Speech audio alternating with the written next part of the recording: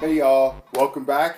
I'm the Canadian Nerd, and today is Black Friday. What are you buying today? Flat screen TVs, iPads, stereos, camcorders, clothing, couches, jewelry? Let me know and leave a comment below. But anyways, my Black Friday shopping has already come to an end. And my big purchase this year? iPad 4, or the iPad 4th generation rather. And alas, my relationship with the iPad 3rd generation comes to an end.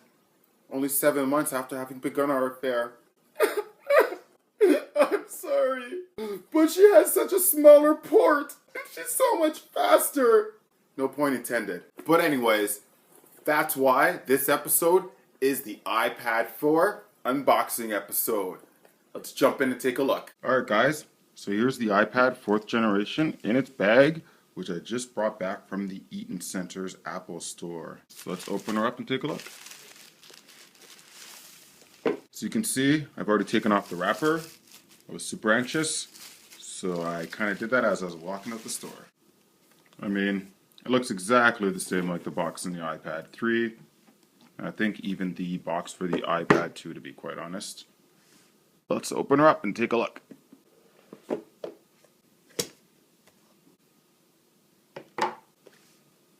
And there she is, iPad 4th generation.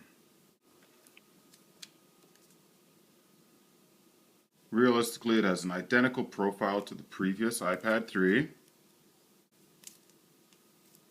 Buttons are all in the same places, ports are all in the same places, microphones in the same place. It's the same thickness, I believe it has the same battery life. The only visual difference is this port. Let's turn that on once more. And there you go.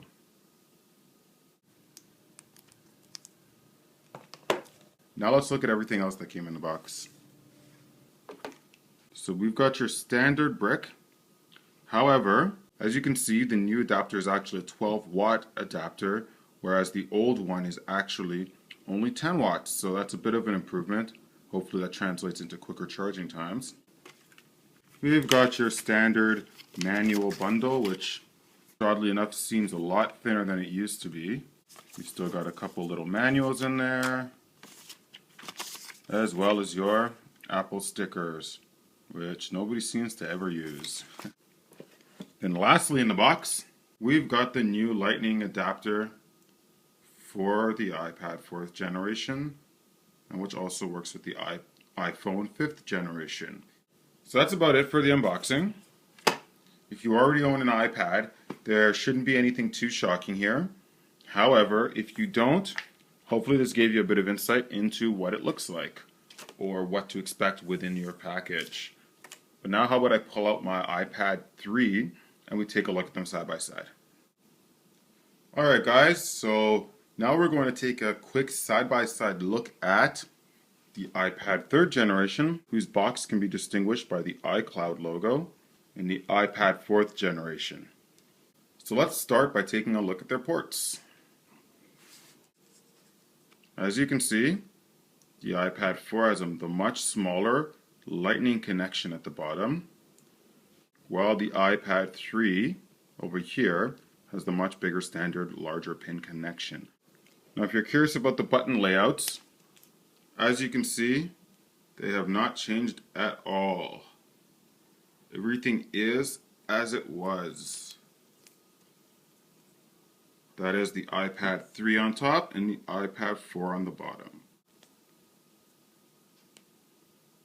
Both devices are actually just as thick, weigh the same, with the only exception being that the iPad 4th generation now has an improved iSight camera, and on the iPad 4 we also have the A6X processor, which is supposed to process twice as quick on the processor on the iPad 3rd generation. But we'll see that on the next episode where we benchmark both iPads against each other using some games that are pretty rough on the iOS mobile devices. So that should be interesting. Now let's just compare both boxes for those of you out there who may be buying one secondhand this year and need to know specifically what to look out for on the boxes before opening and purchasing them. So here we've got the iPad 3 box on the left and the iPad 4 box on the right. On the bottom of the box, you can see we've got iCloud logo on the iPad 3rd generation with the Apple logo on the iPad 4th generation. As you can see, the covers look almost identical. However, if you look at the apps, you'll notice that there's actually a different arrangement of apps on both of them, in addition to the background being slightly different, with water ripples running higher up into the background here than on the 3rd generation. On the side of both of them, you'll notice they both say iPad. On the top, they both have their Apple logos. And on the bottom, no big surprises. So I hope that gives you a good idea of what to expect when you pick up your iPad 4th generation over the holiday season. And I hope you enjoy yours, because I'm pretty sure I will as well. So that was short but sweet, and I hope you got a little something out of that. If you already own an iPad, chances are you weren't very surprised and pretty much saw the standard in the box, with the exception of the new port with the new little lightning end on the cord.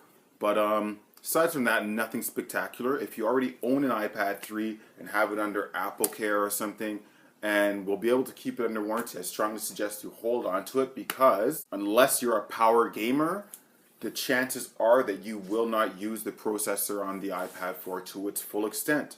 In which case, you might as well get the iPad 3 and save yourself a couple dollars. But if you're like me, you've just got to have one. Anyway, stick around for the next episode where we'll do an in-depth side-by-side comparison of the iPad 3 and the iPad 4.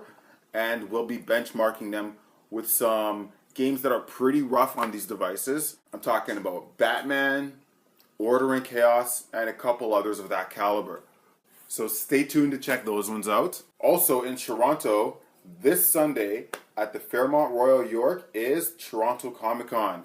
It's only a one-day event, but I'll be there all day checking it out. So be sure to stay tuned for that episode, because that one promises to be lots of fun. But until the next episode, please remember to share, like, comment, and subscribe if you like this video or want to be notified when the next ones come out. And I'll see you then and there on the next episode.